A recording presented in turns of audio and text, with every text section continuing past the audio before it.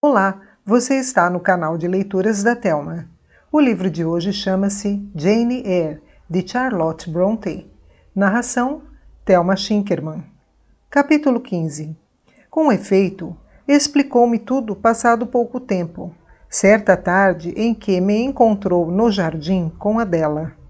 Mandando a pequenita brincar com Pilot, pediu-me para darmos uma volta por uma rua ladeada de bétulas, donde podia vigiar a garota.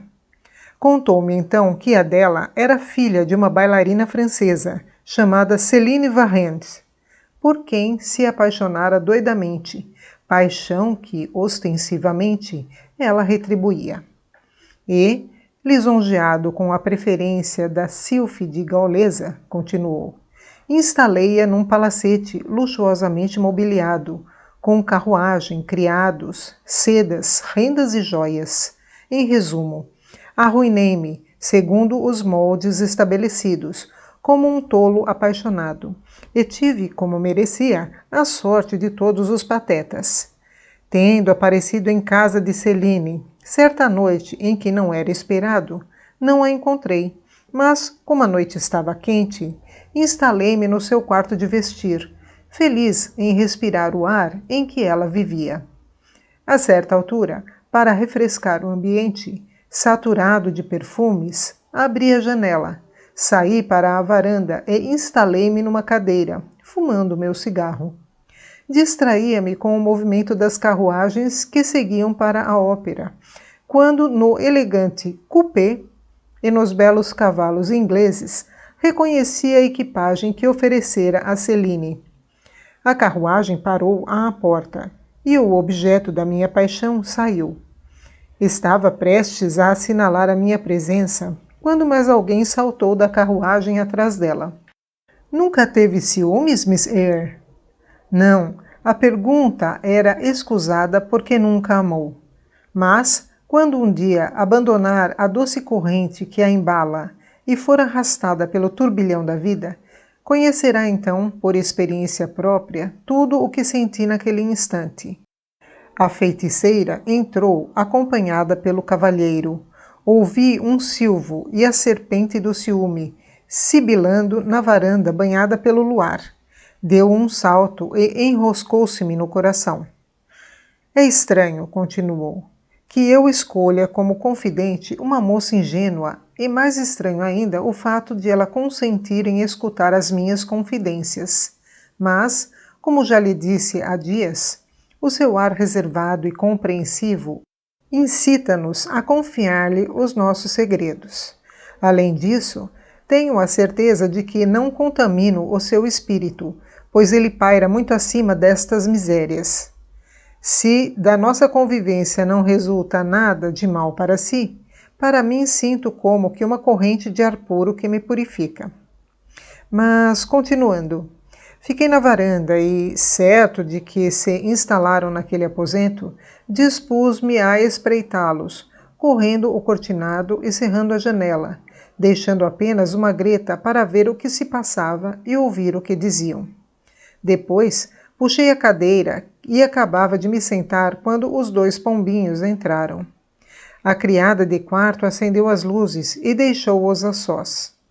Tiraram as capas e a Céline apareceu coberta de joias, aquelas que eu lhe tinha dado, e o companheiro exibindo a farda de oficial.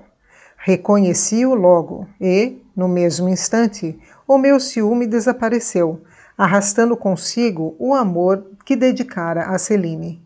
Porque uma mulher que me trocava por aquele homem, um visconde estroína, vicioso e idiota, não merecia o meu ódio, mas simplesmente o meu desprezo. Começaram a conversar a meu respeito e Céline demonstrou certo espírito ao comentar os meus defeitos físicos, as minhas disformidades, como ela lhes chamava. Neste momento, Adela apareceu correndo e comunicou ao tutor. O John manda dizer que o seu procurador chegou e pede para lhe falar. Abreviemos a história então, decidiu Mr. Rochester. Empurrei a janela e apareci. Ordenei a Céline que abandonasse imediatamente o palacete, Dei-lhe dinheiro para fazer face às primeiras necessidades. E, sem dar ouvidos aos seus gritos, protestos e ataques nervosos, desafiei o Visconde, com quem me bati na manhã seguinte, metendo-lhe uma bala no braço. Supunha o caso arrumado, sem me recordar de que a Celine, poucos meses antes, me dera esta garota afirmando ser minha filha. Pode ser que seja, mas o Pilot tem mais semelhança comigo do que ela. Poucos anos depois da nossa separação, fugiu para a Itália com um músico ou cantor, não sei bem, e deixou-me a pequena, embora eu tenha a certeza de não ser o pai e de não lhe reconhecer qualquer direito sobre mim. Mas, como me chegou aos ouvidos que a mãe estava na miséria, arranquei a criança ao lodaçal de Paris e trouxe-a para aqui, a fim de que se faça mulher, respirando a atmosfera sadia destes campos ingleses. Mrs. Fairfax descobriu-a a si para a educar. Mas agora, visto saber que ela é filha ilegítima de uma bailarina de ópera, talvez não queira continuar em minha casa. Qualquer dia vem dizer-me que arranjou outro lugar e pedir-me que a substitua. Não é assim?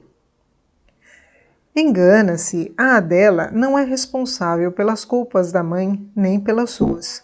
Gosto dela, e agora, sabendo que, num sentido, não tem paz, visto a mãe a ter abandonado e o senhor renegar a sua paternidade, considero-a com maiores direitos à minha afeição. Como não preferir a órfã desenhada, que me considera como amiga, à criança rica, animada, que detestaria a preceptora, olhando-a como inimiga? Se vê as coisas por esse prisma, está bem. Agora tenho de regressar a casa e aconselho-a a fazer o mesmo, porque começa a anoitecer.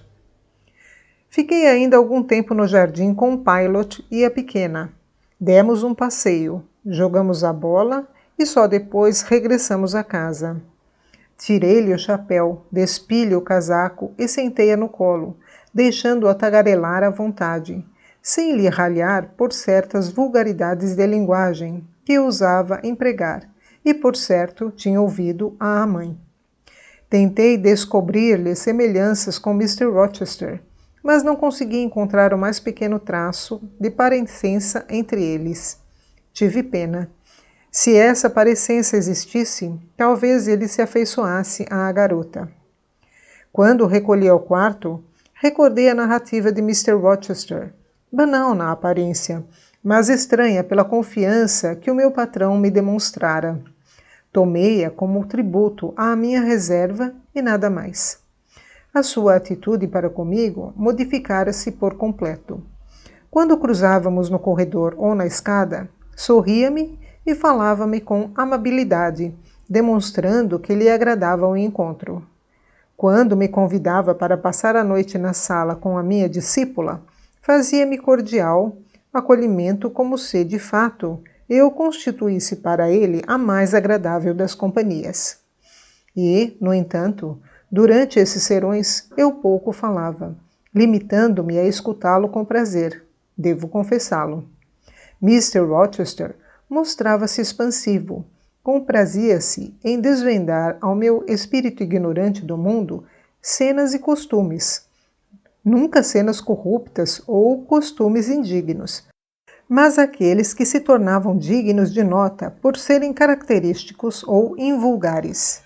Por mim, gostava de visionar os quadros desconhecidos que me descrevia, de desenvolver as ideias novas que semeava no meu cérebro, de o acompanhar em pensamento pelas regiões ignoradas que me revelava, sem que me sentisse surpreendida ou constrangida por qualquer palavra ou alusão menos correta.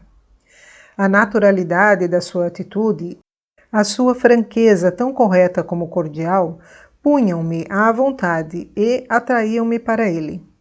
Por vezes, considerava-o mais como parente do que patrão, embora, de vez em quando, os seus modos imperiosos renascessem, fato que não me ofendia, pois reconhecia ser esse o seu feitio. Sentia-me tão feliz com o novo rumo que tomava a minha vida que deixei de desejar o convívio com moças de minha idade. O meu destino, apertado como os extremos do crescente lunar, alargava-se. O vácuo da minha vida preenchia-se e, propriamente, o meu físico se modificou. Sentia-me mais forte e até engordei. E achava Mr. Rochester tão feio como de princípio? Confesso que não. O reconhecimento e a nossa agradável convivência transformaram-no aos meus olhos. Não havia rosto que eu mais gostasse de ver, e a sua presença tornou-se-me mais necessária do que o calor no inverno. Por outro lado, não esqueci os seus defeitos. Posso mesmo dizer que ele se encarregava de nos recordar a todo passo. Mostrava-se orgulhoso, sardônico, duro para com os inferiores. No meu íntimo, sentia que a benevolência que me demonstrava era compensada com injusta severidade para com os outros. Também era caprichoso, excessivamente caprichoso. Mais de uma vez, quando me mandava chamar para ler qualquer coisa, o encontrei na biblioteca, sentado, com a cabeça apoiada nos braços cruzados, e, ao descobrir o rosto, um olhar mau, sombrio, lhe obscurecia o semblante. Atribuía todas essas excentricidades, os seus antigos defeitos, e digo antigos porque se corrigia de muitos, a desgostos passados.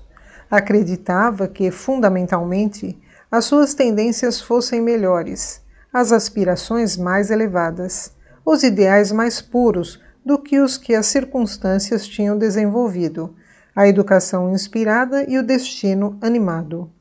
Pensava que existiam, lá no fundo, materiais excelentes, embora, de momento, estivessem abandonados, confundidos uns com os outros. Não podia negar que me custava vê-lo sofrer e que teria dado tudo para lhe aliviar os desgostos, fossem eles quais fossem.